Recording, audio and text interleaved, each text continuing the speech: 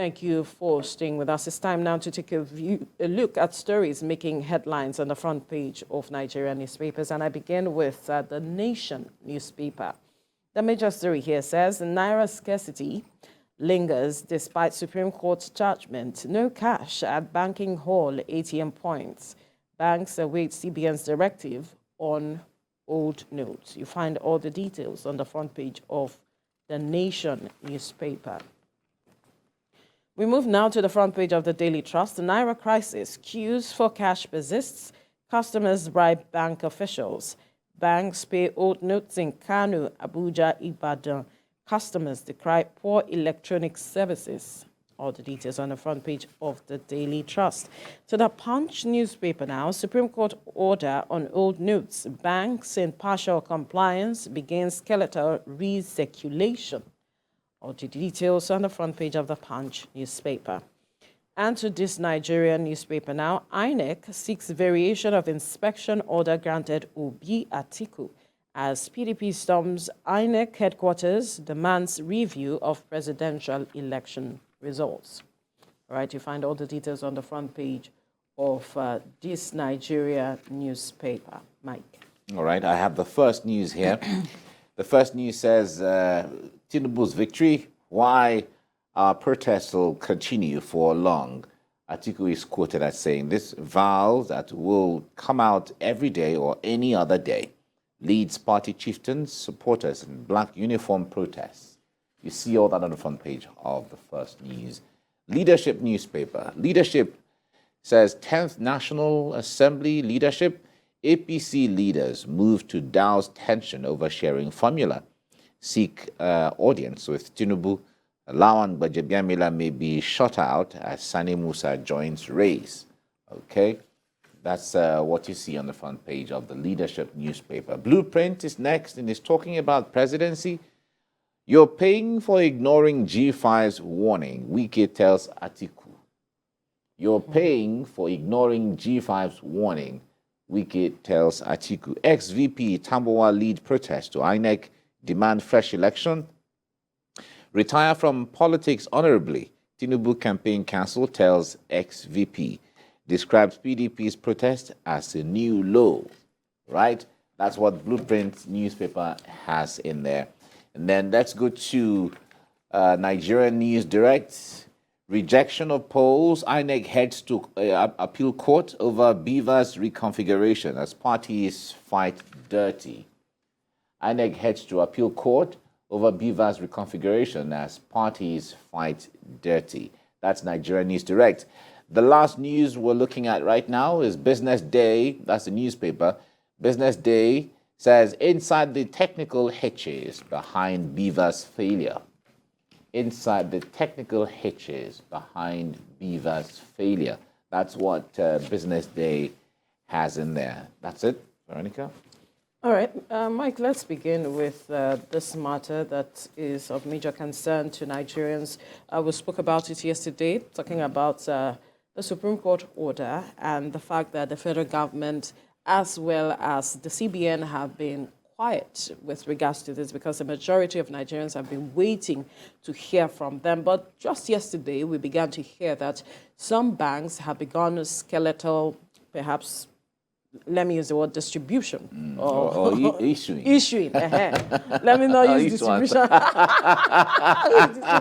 He's distributing. Everybody come and take. Come on. Issuance of the old notes. Yeah. And we heard someone here telling us that he got about 10,000 naira yesterday. In old notes, 500 naira old notes and all of it. But it took him 2 weeks to get that money. And we saw the report by our reporter in Abuja how a lot of Nigerians are frustrated. Very that they can't frustrated. access their monies. And the ones they can get, perhaps 2,000 naira and all of it. It's very frustrating. And I don't know how the government and the CBN leadership goes to bed to sleep with this kind of a situation, because you want inflation to be reduced, you want monies to be mopped up. You've mopped more than 60% of the total money in circulation. You've injected new. So the point there is it's possible they would have achieved their aim partially if they didn't mop everything. If the plan was to mop everything, they couldn't. But then the person who suffers is the average man, not the politicians that they want to prevent them from buying votes or prevent them from hoarding monies in their votes or in their homes. The average person is the one who's more frustrated. Now, the point there is, we were expecting that the CBN came up with this policy, which in itself is not bad. It's not a wrong policy. It's a good policy. As so long as it strengthens the naira, so long as it creates also the monitoring mechanism to know, okay, where the chunk of money is going, who is having what, as the case may be. It's the role of the central bank and as well as the Nigerian Financial Intelligence Unit, which is a good thing. However, we were expecting that because they were going to use this also for the cashless policy. Yes. We were expecting that the cashless policy backbone or structure would have been enhanced, would have been promoted in such a way that for those who originally didn't have online banking, but you have an account, would have been encouraged to migrate to online banking. And then those who have online banking and want to make transactions here and there, the moment that is bolstered or is enhanced, it will be easier for people to make transfers using online banking in such a way that it reduces, in fact, by the time people get used to banking transfers here and there, as a case, online transfers here and there, it reduces people's penchant for cash, as the case may be. However, we know that there are some things you need to buy that, like very little things like ingredients and so on, that you can't be talking of transferring 50 naira or 100 naira, via online system, as the case may be. But there are still a lot of people who will certainly take advantage of that. So you want to transfer on online, you can't transfer, it doesn't go through, and then you can't access the cash. What do you expect the people to do? So I feel the frustration of the banks themselves, though, because there was a directive from the central bank who regulates them to ensure they don't give out these monies.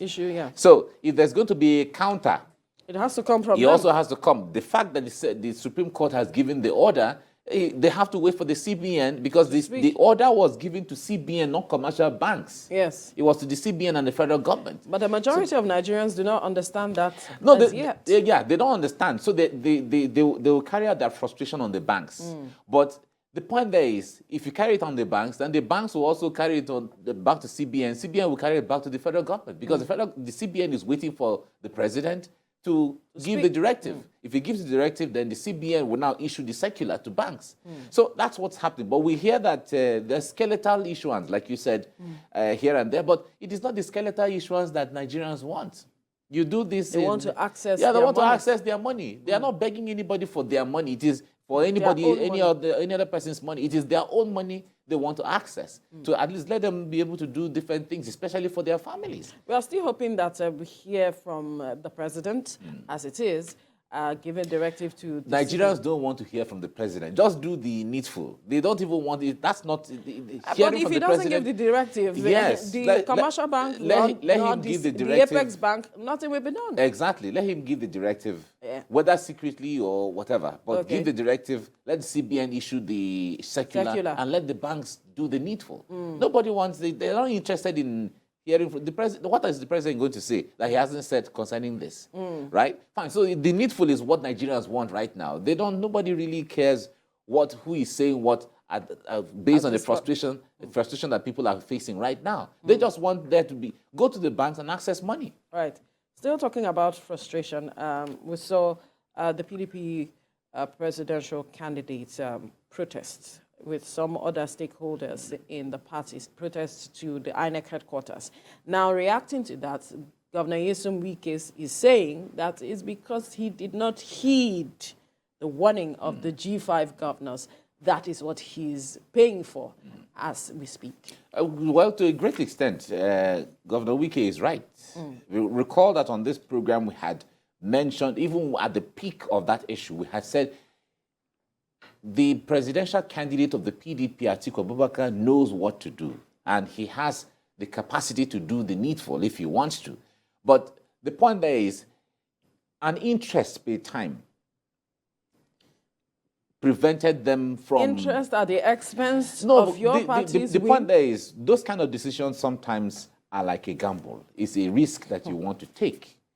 It may turn out well, it may turn out not well. But however, we've seen how it turned out.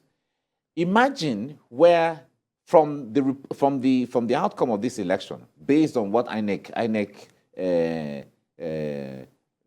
reeled out or announced, if a state like River State, Benue State, Oyo State, Abia, and Enugu had worked hard enough for the candidate, he could have. Nobody knows, but he could have. Of course. Affected the outcome of this Because election. even Atiku confirmed that those votes were taken by Exactly. the Labour Party Labour candidate. Party. So that's the thing. Like in Benue, where we saw the governor, Governor Samuel Otom, telling people to vote for Labour Party at the presidential level. And of course, in the north, when the leader speaks, everybody follows. So the issue there is most people, voted, and you saw the chunk of votes that the Labour Party garnered in Benue. In River State, all the votes there would have been for the PDP president, but you saw how APC took River State, yes. and also Oyo State. Of course, the whole lot of votes came in from Oyo State, and you saw APC took it. If the governor had worked so hard for their presidential candidate, the PDP would have won it. The story might have changed. The story would have changed. In Abia and Enugu State, where Labour Party won, we already know that it is possible the Labour could have still won in the first place. But the point there is, if the governors had worked so hard, he would have gotten a huge chunk of numbers. Exactly, more than what they got. So the point there is, the Atiku Abubakar, his stance, and based on the interests at that time, cost them this. So Wike is right to a great extent. I hope he has learned his lessons. No, the point there is, there will always be, every election is different.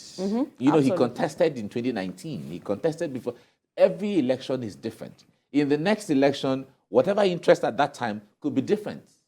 So you will gamble here and there. That's how politics is. You will gamble. Your gambling can bring in all the fortune. It can also cost you your victory. Exactly, it's gambling.